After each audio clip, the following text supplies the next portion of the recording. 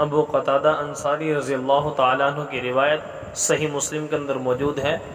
نبی اکرم صلی اللہ علیہ وسلم کا مبارک فرمان ہے کہ جو شخص 9 ذی الحجہ کا روزہ یعنی عید سے ایک دن پہلے کا روزہ رکھے گا تو اللہ رب العالمین نے اس ایک روزے کے بدلے جو انعام رکھا ہے، جو پیکج دیا ہے اس امت مسلمہ کو، امت محمدیہ کو، وہ یہ ہے کہ اللہ رب العالمین اس ایک روزے کے بدلے وہ سال جو گزر چکا اس کے گناہ بھی معاف فرما دیں گے، اور ایک سال آئندہ جو زندگی میں آئے گا اس کے بھی اللہ رب العالمین گناہ معاف فرما دیں گے۔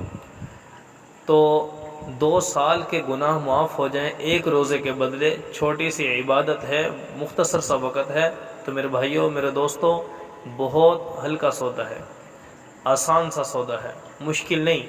تو اس لیے امت مسلمہ اس روزے کا خاص طور پر اہتمام کرے۔ اور رہی یہ بات کہ بعض لوگ سوال کرتے ہیں عرفہ کا روزہ ملک پاکستان اور سعودیہ کے اعتبار سے فرق ہے، وہاں پر تو آج گویا ہو چکا، یعنی منگل کے دن وہاں پر تو ہو چکا، اور پاکستان کے اندر وہ 9 ذی الحجہ بن رہا ہے بدھ والے دن۔ تو بعض لوگ سمجھتے ہیں کہ بھئی جو وہاں جس دن بنے گا اسی دن ہمیں رکھنا ہوگا عرفہ کا روزہ، اور بعض کہتے ہیں کہ نہیں بھئی عید سے ایک دن پہلے۔ تو اصل اس مسئلے کا حل یہ ہے کہ میرے بھائیوں، جہاں پر آپ مقیم ہیں، جس وطن کے اندر، جس ملک کے اندر ہیں، تو آپ کے لیے جو دن جہاں چل رہا ہے، جو تاریخ جہاں چل رہی ہے، اس کے مطابق آپ وہ روزہ رکھیں۔ تو گویا پاکستان کے اندر وہ بدھ والے دن یہ عرفہ کا روزہ بنے گا۔